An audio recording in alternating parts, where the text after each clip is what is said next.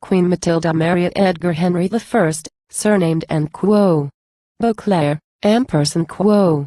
Lost his only son William at sea, so when Henry died it were hard to decide who his heir and successor should be.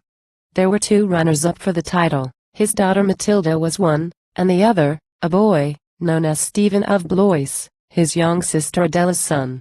Matilda by right should have had it, being daughter of him as were dead, but the folks wasn't keen upon having a queen, so they went and crowned Stephen instead.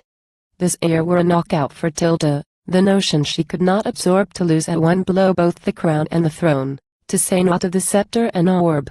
So she summoned her friends in T West country from Bristol, Bath, Gloucester and Frome, and also a lot of relations from Scotland, who'd come south and wouldn't go home. The East Counties rallied round Stephen, where his cause had support of the masses, and his promise of loot brought a lot of recruits from the more intellectual classes.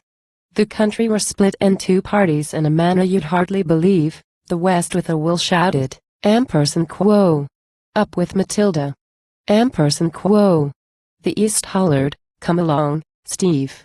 The two armies met up in Yorkshire, both leaders the same tactics tried. To each soldier they gave a big standard to wave, in hopes they'd impress the other side.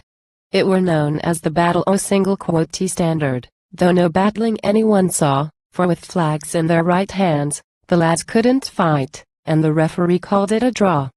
The next time they met were at Lincoln, where Stephen were properly beat. At the end of the scrap he were led off a captive, with iron balls chained to his feet.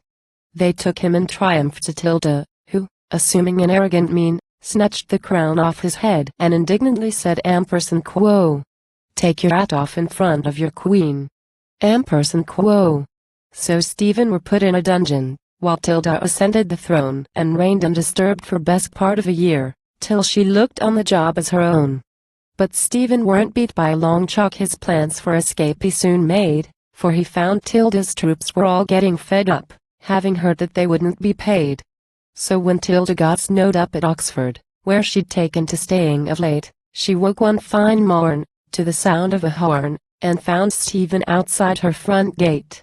Her troops gone, her castle surrounded, she saw she hadn't a chance, so, the ground being white, she escaped in her natty and caught the next packet for France.